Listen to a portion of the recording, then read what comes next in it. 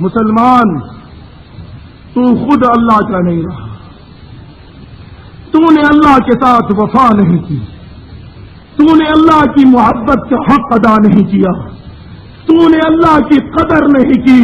اگر کر کے دیکھتا دنیا میں کوئی تجھے غلامی کا تانا نہ دے سکتا، کوئی تیرے اوپر اپنی انگلی نہ اٹھا سکتا۔ میرے غیور مسلمان بھائیوں بزرگوں، اللہ کے فضل و کرم سے پہلی بار شہدائے افغانستان کے خون کی برکات ظاہر ہو رہی ہے۔ مسلمانوں کو جہاد کا مسئلہ سمجھ میں آ رہا ہے الحمدللہ۔ پہلے تو کوئی یہ کہنے کو تیار نہیں تھا کہ جہاد بھی اسلام میں کچھ ہے۔ ہم نے جھولیاں پھیلائی، دروازے کھٹکھٹائے، ہاتھ جوڑے، ہم نے کہا جہاد کو مسواک جتنی عزت دے دو خدا کے لیے، مسواک جتنی عزت، جتنا مسواک کی قدر کرتے ہو اتنی کر لو، عذاب چل جائے گا۔ مگر جہاد تعویلات کا شکار تھا، کوئی بھی مسواک جتنی قدر دینے پہ بھی تیار نہیں۔ ذرا سی جہاد کی بات کی جائے، کہتے کھانا کھانا بھی جہاد ہے، بیوی کو پالنا بھی جہاد ہے، بچے کو پالنا بھی جہاد ہے۔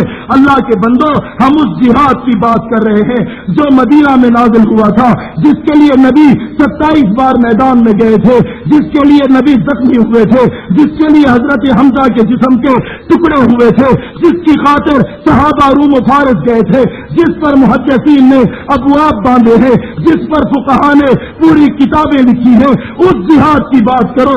بڑوں کو بھی یاد نہیں، بچوں کو بھی یاد نہیں۔ قرآن مجید صراحت کے ساتھ کہتا ہے جس شخص کو جہاد کی تربیت نہیں ہے پھر وہ جہاد پر اعتراض کرتا ہے، وہ صراحتاً منافق ہے، مسلمان نہیں ہے، وہ اسلام کے ایک فریضے کا منکر ہے، اسلام سے نکل چکا ہے۔ لیکن کتنے مسلمان ایسے ہیں جنہوں نے نہ جہاد کی تربیت کی اور نہ جہاد کا حق ادا کیا۔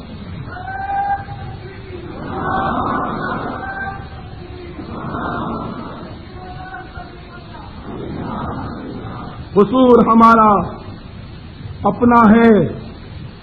جب انگریز ملعون یہاں آیا تھا، اس نے دو چیزیں تو مسلمان کے دماغ سے ہی نکالی۔ ایک تو خلافت نکال دی کہ خلافت کی بات مت کرنا، اس لیے کہ خلیفہ آ گیا تو مشکل ہو جائے گی، دنیا میں کفر کا نظام نہیں چل سکے گا۔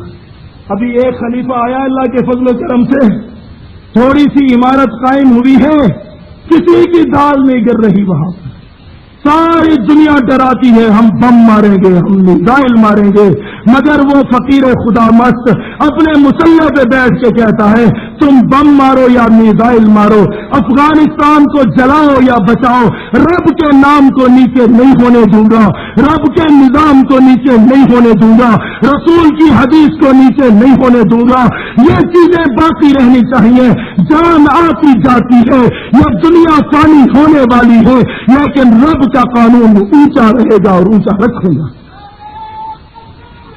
بات سنیں آپ لوگ،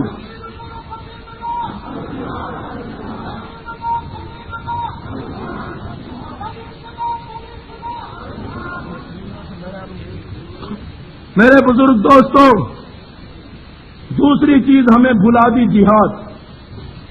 آپ کو پتا ہے فقہائے کرام نے جہاد کے بارے میں کیا لکھا ہے؟ لکھا ہے جہاد مسلمانوں پر نماز کی طرح فرض ہے۔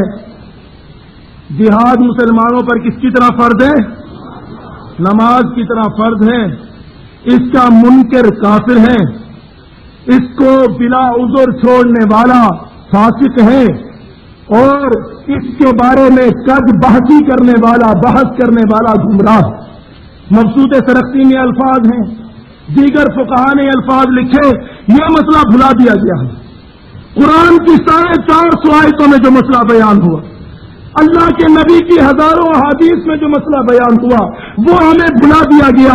حالانکہ نبی کہہ کر گئے تھے جہاد چھوڑو گے ذلیل ہو جاؤ گے، ہم ذلیل ہو گئے۔ نبی فرما کر گئے تھے جہاد چھوڑو گے رسوا ہو جاؤ گے، ہم رسوا ہو گئے۔ نبی فرما گئے تھے جہاد چھوڑو گے منافقت تم میں آ جائے گی، ہم میں نفاق آنا شروع ہو گیا۔ نبی فرما گئے تھے جہاد چھوڑو گے اللہ کا غضب اور اللہ کی طرف سے مصیبتیں تم پر آئیں گی، ہم پہ آنا شروع ہو گئی، مگر کسی کی جہاد کی طرف توجہ نہیں دی۔